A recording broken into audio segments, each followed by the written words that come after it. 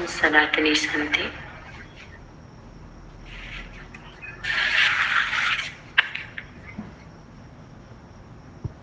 आप सभी सफलता मूर्त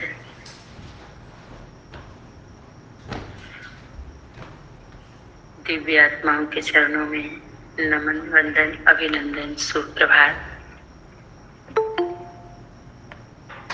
आज का होमवर्क, रूहानी जज और जिस्मानी जज।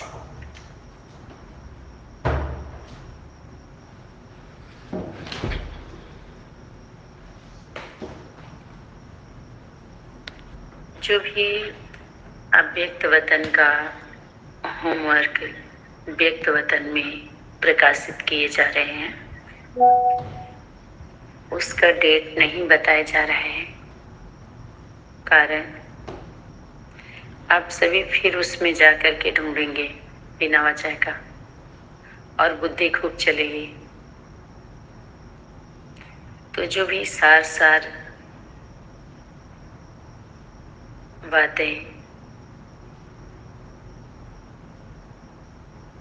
जो इन वातावरण में घूम रही है, बातों के रूप में, शब्दों में, वो सभी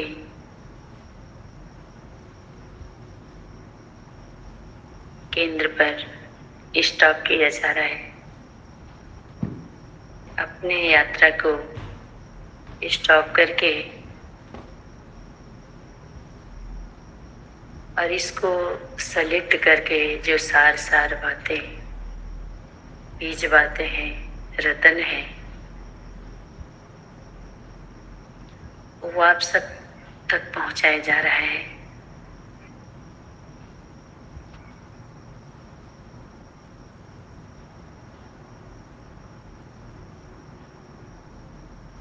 कौन कौन से डेट को कौन सी होमवर्क पर प्रकाश डाला गया था, वो केंद्र स्थान पर लिस्ट बन चुकी है उसकी। जैसे हम सभी पीवीके में थे, तो पीवीके में ये देखो प्रूफ है, प्रमाण है, ये प्रूफ है, ये प्रमाण है। अलग से लोग अपनी बुद्धिमत्ता दिखाते थे और हम ही सभी अरे हाँ सही बात है, देखो सच ही बोल रहे हैं, इस डेट को ये बात बोली गई थी, इस डेट को ये बात बोली गई थी। ऐसे ही खोल खोल के लोग प्रूफ दिखाते हैं। उनको आप सभी देखे होंगे, सतपाल जी को, नहीं रामपाल है शायद, हाँ, क्योंकि मेरे हाँ रामपाल भी दिखाते हैं कबीरदास का, कि कबीर आकर के ये बोल के गए थे, तो उसमें ये प्रूफ है, प्रूफ खोल खोल के दिखाते हैं, डेट बताएंगे। और भी धर्म के लोग डेट बताएंगे कि देखो कुरान में ये बोला है, उसमें ये बोला है। सभी लोग एक ऐसे डेट खोल खोल के दिखाते हैं, बताते हैं। तो हम लोगों की बुद्धि एकदम हाँ ये बात सही है, सही है। तो ये कहने का मतलब ये नहीं है कि वो लोग झूठ बोल रहे हैं या झूठ बोलते हैं, सभी में जाने की आवश्यकता नहीं है। लेकिन चलो बोला है, बोला था, अभी आप उसको लेकर के क्या कर रहे हो और क्या करना चाहते हो, बस। जितने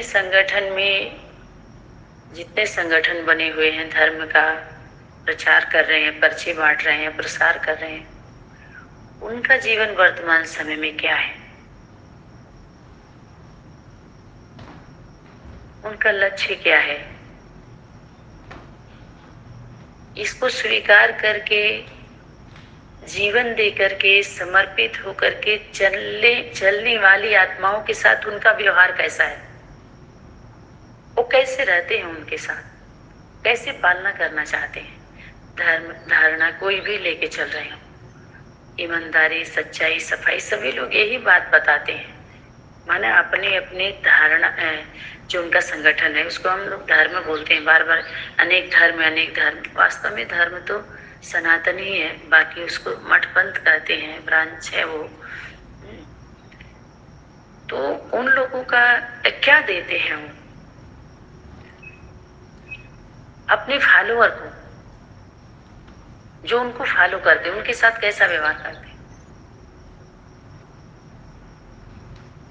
अगर चेक किया जाए तो ऐसे ही गलती, जैसे एक को पकड़े ना, एक चावल को चेक करते हैं तो पूरा हांडी का चावल समझ में आ जाता है। ऐसे एक व्यक्ति अगर मिल गया, एक सुन लिए तो उसमें सभी समझ में आ जाता है। हर एक पर प्रैक्टिकल करने का नहीं होता। अपने जीवन में हम लोगों के द्वारा ढेर सारी शक्तियाँ संगठनों में ले गई, ज्ञानी अज्ञानी विज्ञानी के बीच में भी बहुत सारा कुछ सुनने समझने देखने को मिला। तो अभी तो किसको प्रयोग नहीं करना है, बस सुन समझ करके और स्थिर हो जाना है। तो यहाँ पर जो होमवर्क है, सदा सफलता मूर्त बनाने वाले, सदा सफलता मूर्त के साथ पहले क्या है, सदा शब्द, सफलता मूर्त,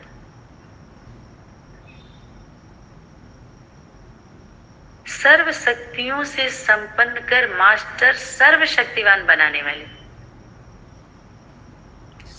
सदा सफलता मूर्त, सर्व शक्तियों से संपन्न कर सर्वशक्तिवान बनाने वाले, सर्व धारणाएं करा के धारणा मूर्त बनाने वाले,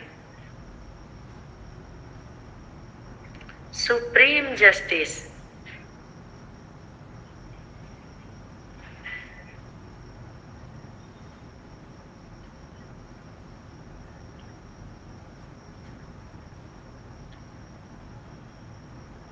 अपने को समझते हो,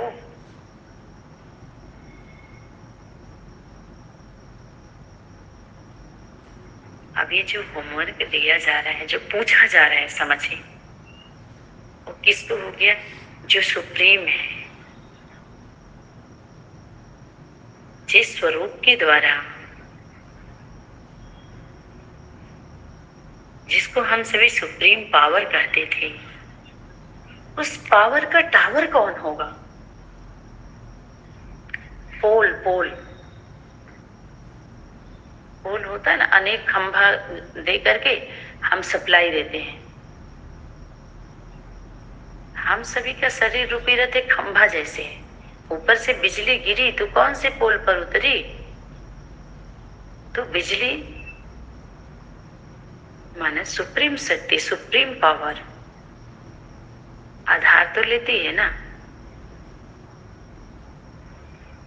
शक्ति तो यहाँ तक इशारा की थी कि हम लोन लेते हैं तो उसका चुकाना पड़ता है, जिसका आधार लेते हैं कुछ किराया देना पड़ता है ना।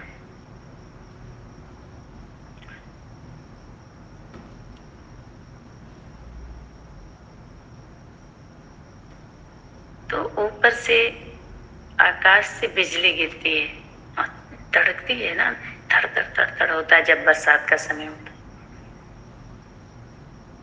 लेकिन दुनियावी बिजली, बिजली घर से आती है, जिसका हम आधार लेते हैं उसको साइंस के साधन, दूसरा साइलेंस।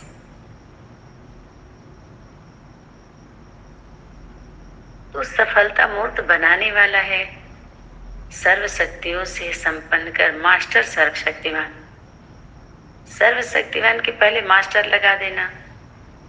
तो ये सभी कितनी सूक्ष्म बातें हैं जो अभी तक हम लोगों से कितने दूर थे, और अभी देखिए बिजली की बातें हुई तो बिजली भी चली गई बहुत तेज आवाज होके। तो थोड़ा सा लेना पड़ेगा अंधेरा। ठीक है,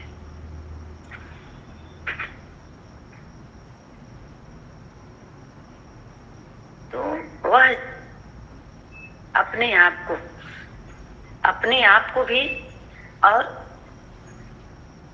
अपने आप को भी जज करना है और सर्व आत्माओं को भी। तो अपने आप को भी जज करने के लिए आप चाहिए, आप अपने को भी जज करने के लिए किसका सहयोग लेना पड़ रहा है, आपका। वह जज तो सिर्फ बोल कर्म क्या हो तो कर्म का भी नहीं हो तो लिखा पढ़ी का और बोल का ही जज करते हैं। कर्म का तो समय उनके साथ देना पड़ता है, उनके साथ रह के उनके कर्मों को जज थोड़ी करते हैं। वो तो सिर्फ बोल को शब्दों से सुनते हैं और लिखा हुआ पढ़ते हैं, वो जज जो लिखा हुआ होता है। लेकिन यहाँ एक रूहानी जज, जिस्मानी जज उसको बोलते हैं, यहाँ रूहानी जज। तो रूहानी जजमेंट की क्या जरूरत है रूहों को? रू रू रू रू नहीं, शरीर में जब तक नहीं आते हैं, शरीर में रह करके तो सारा कुछ होता है। जब भी हम रूहानी की बात सोचते हैं तो अलग से, शरीर से अलग होकर के हम बेहद बेहद में करके उसको गोल करना चाहते हैं। और रूह रिहान की बात शरीर से ही होता है, जिस्म के ही द्वारा होता है, जिस्म के ही लिए सब कुछ है, अलग से नहीं है। लेकिन यहाँ जब भी यहाँ कर्म की बात आ रही है तो कर्म को जब हम उसके साथ रहते हैं, उसके कर्मों को तभी जानते हैं। थोड़ा बहुत हम मिल गए, संपर्क हुआ और संबंध में होता है तो नजदीक आना पड़ता है, साथ में रहना पड़ता है, तब तो हम जान पाते हैं किसी को। जब तक लड़की की शादी नहीं होती है, उसके घर नहीं जाती है, तो पूरा कहाँ जान पाते हैं। सिर्फ बातों तक थोड़ा बहुत चलो अच्छा। तो शक्ति क्या होमवर्क दी? वह तो सिर्फ इतना ही जज करते हैं, लेकिन आप तो संकल्प को भी जज कर सकते हो। इतनी पावर आ जाती है जब, तब ना ऐसे ही जस्टिस को, जो अपने और दूसरी आत्माओं के भी संकल्प को जज कर सके, वह परख सके, ऐसे बन गए हो। शक्ति क्या इशारा करे? माने ऐसा स्वरूप आ गया है। ऐसा जस्टिस कौन बन सकता है? जिनकी बुद्धि का कांटा एकाग्र हो। जैसे तराजू की सही परख तब होती है जब कांटा एकाग्र हो जाता है, हलचल बंद हो जाती है। बताए ना, जैसे दोनों तरफ से समान हो जाती है। शक्ति इशारा की थी कि ऐसे ही जिनकी बुद्धि का योग, बुद्धि हो। अभी कौन सा योग की बात आ रही है? बुद्धि। ये बुद्धि का विषय हो गया। उसको कांटा का उदाहरण दिया। जब एकाग्र हो जाता है, एक के आगे दूसरा, एक आगे माने सन्मुख, दूसरा एक अग्र भाग में,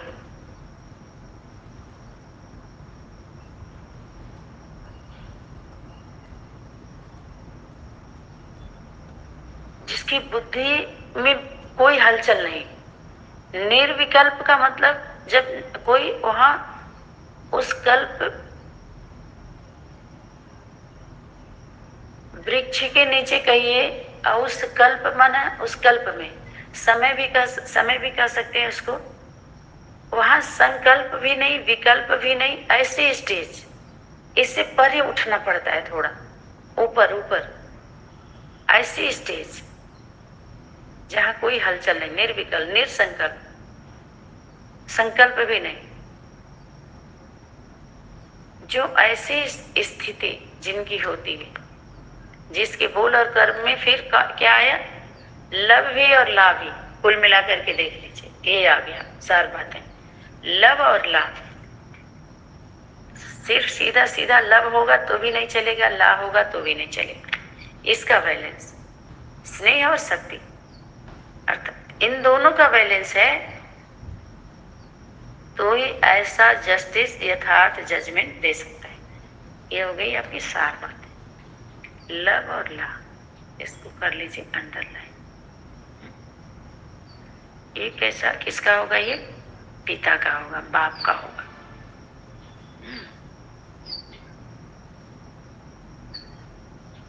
अब कितने लोगों के मन में चलेगा कि जब ऐसा आई है तो फिर इतने ढेर सारे धोखा क्यों मिला? क्या ऐसी शक्ति नहीं थी क्या? खैर, अब इससे क्या सफाई देना। ऐसी ही आत्मा सहज ही किसी को परख सकती है।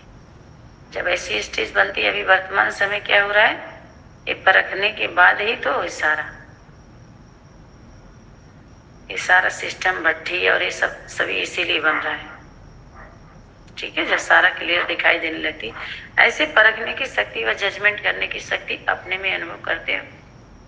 लौकिक जज अगर जजमेंट रॉन्ग करते हैं तो किसी भी आत्मा का एक जन्म व्यर्थ गंवा सकते हैं, या उसका कुछ समय व्यर्थ गंवा सकते हैं। 1 वर्ष चला जाता है उसका, और वर्ष क्या बहुत चला जाता है। उसको कई प्रकार के नुकसान पहुंचा सकते हैं। लौकिक जज के जजमेंट से बहुत नुकसान पहुंचाने के वो निमित्त बन जाते हैं, गलत जजमेंट दे करके। लेकिन आप रूहानी जस्टिस अगर किसी को परख ना सके तो आत्मा की अनेक जन्मों की तकदीर को नुकसान पहुंचाने के निमित्त बन सकते हैं। क्या अपने ऊपर इतनी जिम्मेवारी महसूस करते हो? सोचिए, जब आप लोग सर्व आत्माओं के कल्याण के निमित्त बनते हो, अनेक आत्माओं को बाप से मिलन मनाने के निमित्त बनते। अब देखो किसको पकड़ ली सकती? बाप से मिलन मनाने वाले, यानी बाप के बाद बाप से मिलन मनाने वाले बना जो निमित्त है। मातृत्व शक्ति को भी इसमें ले लीजिए, वो भी पकड़ी जा रही है, और बच्चे भी, क्योंकि बाप से मिलन मनाने वाले हम लोग क्या है? निमित्त हैं। हम सभी बच्चे बाप से मिलन मनवाने के लिए ये भी मिलन मना लें, तो ऐसी आत्माओं को अपने ऊपर कितनी बड़ी जिम्मेवारी महसूस करनी चाहिए।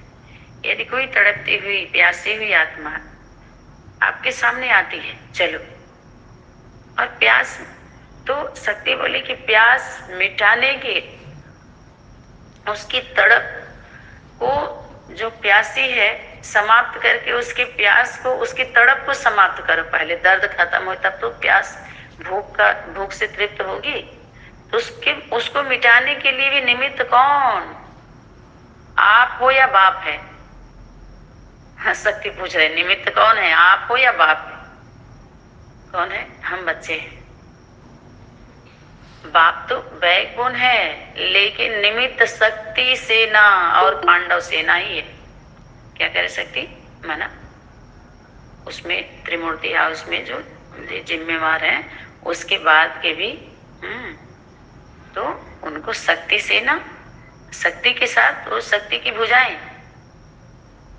पांडव भाई लोग, इस सभी को ले लेना शक्ति। तो निमित्त बनने वालों के ऊपर कितनी बड़ी जिम्मेवारी, जो किसी भी आत्मा को किसी भी बात से या किसी प्रॉपर्टी से भी वंचित नहीं कर सकती। सबका अधिकार है ना। जो भी आत्माएं आ रही हैं अपने अधिकार को लेने आ रही हैं, क्योंकि लंबे समय से उन्होंने तपस्या किया हुआ है, अनेक संगठनों से जाकर के अनुभव भी लिए, और जो भी है, तो वो क्या वंचित नहीं रखना उनको। क्या ऐसे सर्व के महादानी और वरदानी बने हो? क्या एक सेकेंड, एक शक्ति एक सेकेंड को, सेकेंड में किसी को परख सकते हो? अगर किसी को आवश्यकता हो शांति की और आप उसको सुख का रास्ता बताओ, यही है ना। उसको उसकी क्षमता को देखना होता है, कितनी क्षमता है, क्या है। तो इसमें अभी आपके हम सभी के जो क्लास में यही सारी चेकिंग चल रही है, तो वो संतुष्ट कैसे होगा?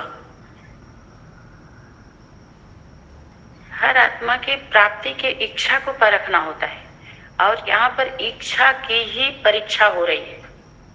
और जो होमवर्क, खास जो होमवर्क था वो क्या दिया गया था? इच्छा मात्रम अविद्या की। इच्छा मात्रम अविद्या की स्टेज किसकी है? पिता की।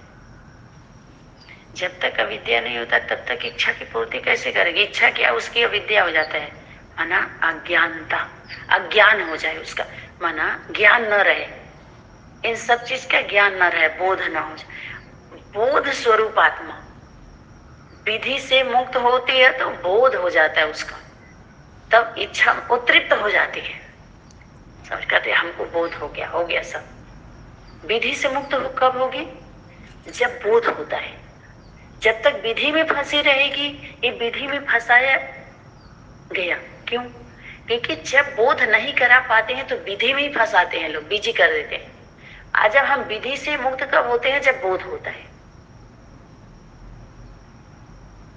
तो इच्छा मात्र अविद्या की स्टेज किसके? पिता की। वो फूल फूल कर लेंगे उसको, फूल है। बुद्धिमानों की बुद्धि माँ बोला गया है, लेकिन माँ के भी ऊपर कौन है? बाप है। ये तो बाहरी दुनिया में गिरफ्तारी है, सबकी रफ्तार को रोकने के लिए ये जितने बुद्धिमान बने हुए, इनकी बुद्धि कौन है? माँ है। जरूर, इसमें कोई संदेह नहीं है। लेकिन उसके भी ऊपर कौन है? उसको भी बुद्धि देने वाला कौन? बाप है। लेती कहां से?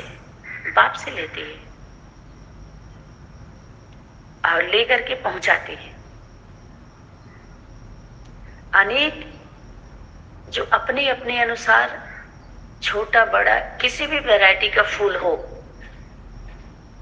वो खिला हुआ है थोड़ा थोड़ा, चलो, लेकिन उस ये जो इकट्ठा होते हैं अपने खुशबू को लेकर के, खुशबू होती है, विशेषताएं होती है, उनके पास जो भी शक्ति होती है, यथा शक्ति, विशेषता, उसको गुण शक्ति बोल सकते हैं।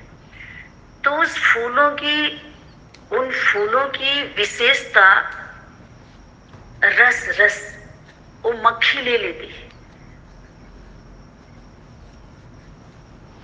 खींच लेती है। उसको बोलते हैं गुड़ चोर, गुड़ ग्राहक। और खींच करके शहद कहते हैं अनेकों में बीमारियों में काम आता है। शरीर के स्वास्थ्य, जो हमें स्वस्थ रहने, बहुत सारे विटामिन उसमें होते हैं जो पूर्ति करते हैं, उसकी बहुत काम में आता है।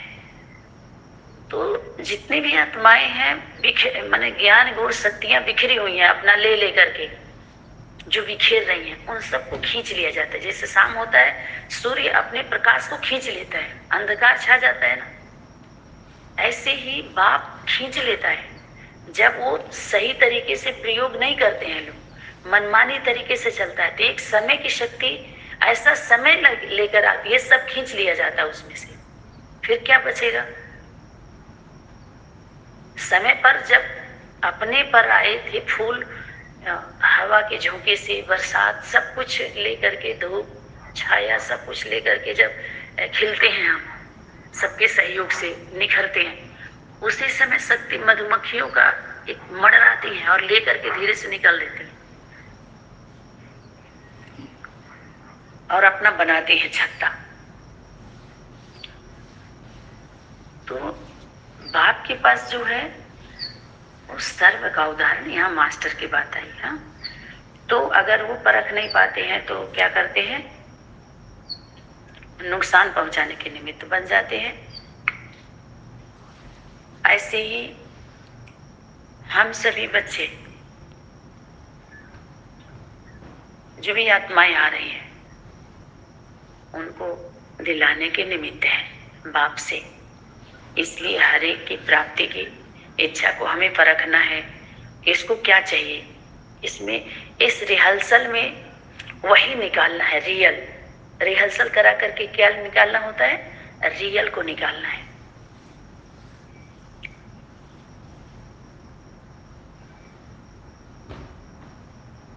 इच्छा को परखने वाला, प्राप्ति की इच्छा को परखने वाला, इच्छा की ही परीक्षा होती है उस, जबकि इच्छा मात्र अविद्या है। अब यहाँ और गहराई में जब जाते हैं तो पता चलता है इच्छा शक्ति तो माँ ही है। इच्छा होना ऐसा नहीं हो सकता है। तो फिर एक दूसरा और सरल सहज दिया गया कि इच्छा मात्र अविद्या, हम बच्चे नहीं बन सकते। तो अपनी इच्छा को क्या करो? अलग से इच्छा मत करो, अपने इच्छा को समा दो। किसमें समा दो? माँ में समाये तो माँ पिता में समाये। जैसे गड्ढे गड़ीचिया नाले नालिया किसमें समाते? नदियां में। और नदियां कहाँ? सागर में लेके चली जाती है सबको, क्योंकि सागर से तो डरते हैं ना बच्चे। तो ऐसे एक सिस्टम बना दिया जाता है सरल सहज, और ऐसे लेकर के वो ले जाके डाल देती है। सारा कचरा स्वच्छ हो जाता है। फिर उनकी कमी कमजोरी जो कुछ भी होता है वो सभी स्वच्छता आ जाती है उनके अंदर। तो एक तो ये परख हो जाती है। अपनी इच्छा को अलग से इच्छा अगर करेंगे तो अच्छा नहीं बन पाएंगे। जब छोटे बच्चे होते हैं, कोई ऐसा इच्छा करते हैं तो माता पिता कहते हैं हाँ जब बड़े हो जाओगे बेटा तो ये चीज होगा। बच्चे अभी नहीं, अभी पढ़ाई पीरियड है, अच्छे से बन जाओ तो अपने आप ये सारी चीजें मिलेंगी आपको, पहले से ही नहीं, समय से पहले। एक समय होता है ना शादी ब्याह का भी, प्राप्ति का भी। अगर बच्चा माता पिता की जीते जी अगर अधिकार को प्राप्त करना चाहे, प्रॉपर्टी को, तो अच्छा नहीं मानते ना। सेवा ना करना चाहे, समय से पहले सोचे माता पिता जल्दी जाए हमको प्रॉपर्टी मिले, तो अच्छा नहीं मानते ना इसको। ये सनातनी धारणा नहीं है ना। तो इसी तरह से उनकी इच्छा को परखना बाप ही यथार्थ तरीके से। और पहले जो भी सीन चला है तो इसमें सबकी परख हो गई है। वो कैसे परमात्मा शक्ति का सारा खेल है ना, वो खुद ही स्मृति में डाल के रखती है, और स्मृति दिलाने वाली भी वही है। उसी की कृपा है जो आज इतनी स्मृति और समर्थी हम बच्चों के अंदर आ रही है। ठीक है, एक कृपा उदय हुआ है हम बच्चों के ऊपर। तो इच्छा पहले देखी जाती है। तो जब आप देखते हैं 2-3 जगह चेक होता है, जब आगे जाते हैं तो फिर पकड़ लिए जाते हैं, फिर समय की शक्ति पकड़ लेती है। अगर एक जगह आप पास हो गए तो दूसरी जगह आप फिर पकड़ ही जाओगे, तो फिर क्या होगा। इससे अच्छा पहले से ही सारा क्लियर कर लो। एक ही जगह से तो नहीं होता है ना, 2 आयाम में, कम से कम तीसरे चौथे आयाम में पकड़ लिए जाएंगे।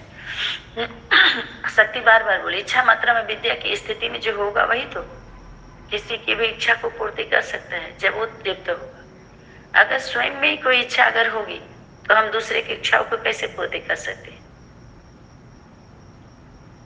तो इच्छा मात्रा अविद्या की स्टेज जो रहती है, जब स्वयं युक्त युग और संपन्न, नॉलेजफुल और सदा सक्सेसफुल अर्थात सफलता मूर्त होंगे, तभी तो। स्वयं सफलता मूर्त ही नहीं होंगे तो अन्य आत्माओं को कैसे करा सकते। अनेक आत्माओं में जो संकल्प है उनके संकल्प को भी सफल नहीं करा सकते। बहुत सारे संकल्प है ना, चल रहा है, जब संग में आते हैं तो उनके संकल्प का पता चलता है।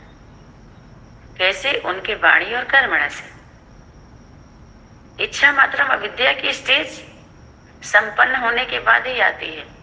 जब सम होते हैं ना तो वो आती है, तभी वो उस सेवा के निमित्त कब बन सकते हैं, जब सम होते हैं। सम ही नहीं हो पाता है कोई। पिताजी जब क्लास करा रहे थे तो बोले यही सबसे बड़ी बीमारी है कि रोग बन गया।